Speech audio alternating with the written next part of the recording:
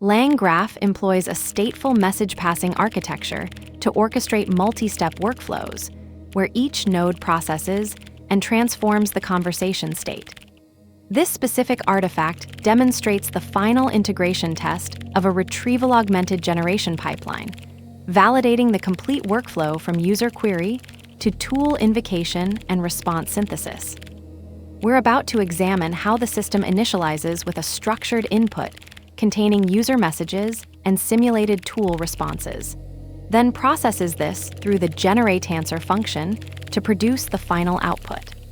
The code reveals the practical application of message conversion utilities and response generation patterns that tie together the previously constructed components.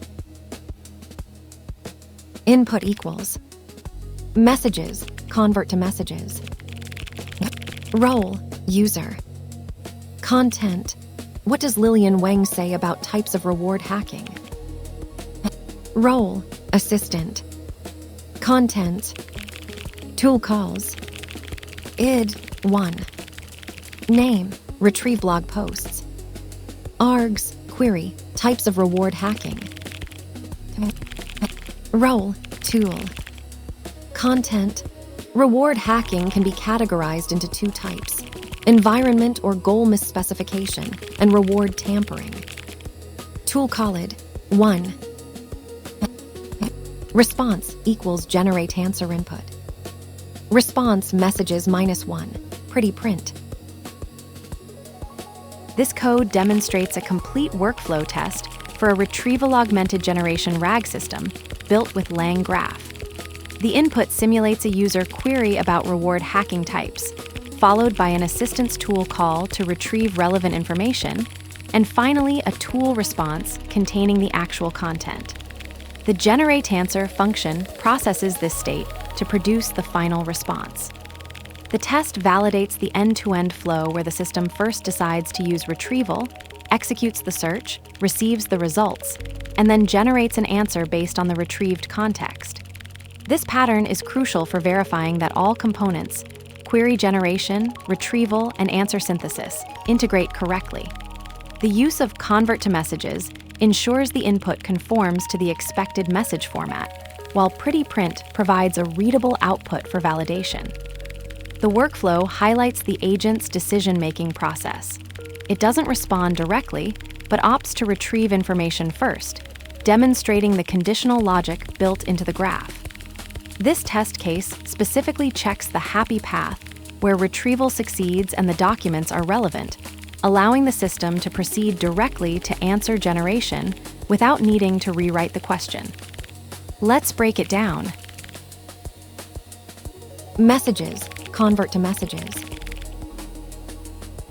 Assigns the result of calling convert to messages to a key named messages in what appears to be a dictionary structure. The function transforms some input data into a message format, though the specific transformation details aren't visible in this segment. Content. What does Lillian Wang say about types of reward hacking? Creates a dictionary entry with key, content, and value. What does Lillian Wang say about types of reward hacking? A direct question about reward hacking types as discussed by Lillian Wang. Id, 1. Assigns the string value 1 to a key named id in a dictionary structure. This creates a simple key-value pair where the identifier id maps to the numeric string 1. Name, retrieve blog posts. Defines a key named name with the string value retrieve blog posts in what appears to be a dictionary or JSON-like structure. This likely serves as an identifier for a function, operation, or resource related to blog post retrieval. Args, query, types of reward hacking. Passes a query parameter with the value types of reward hacking as part of an arguments dictionary. This appears to be preparing input for a function or API call that will process this search query. Content, Reward hacking can be categorized into two types: environment or goal misspecification, and reward tampering. This line categorizes reward hacking into two distinct types: environment or goal misspecification, and reward tampering. It presents a classification framework for understanding different ways reward systems can be exploited or misaligned in reinforcement learning contexts. Tool called 1 assigns the string value 1 to a key named tool called in what appears to be a dictionary structure. This creates a simple key-value pair where the identifier for a tool call is set to the numeric string 1. Response equals generate answer input. Calls the generate answer function with the provided input parameter and assigns the returned value to the variable response. This is a straightforward function invocation where the input is processed by generate answer, and the result is stored in response for later use.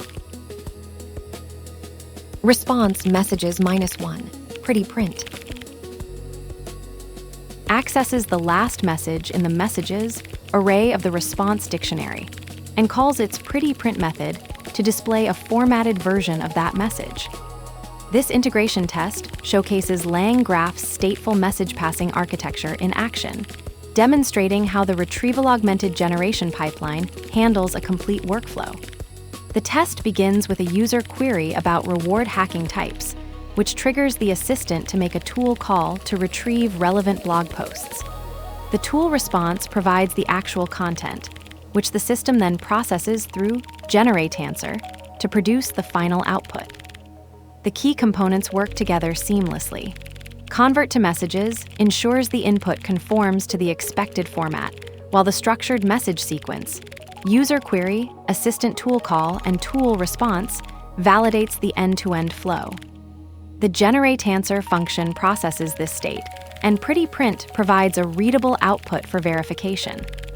This pattern highlights the system's decision-making process, where the assistant opts to retrieve information before generating an answer, ensuring the response is grounded in relevant context.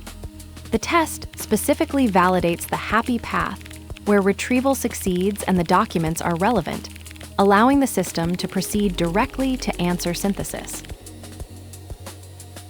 The tool called delivers answers, while retrieve blog posts still dreams of questions.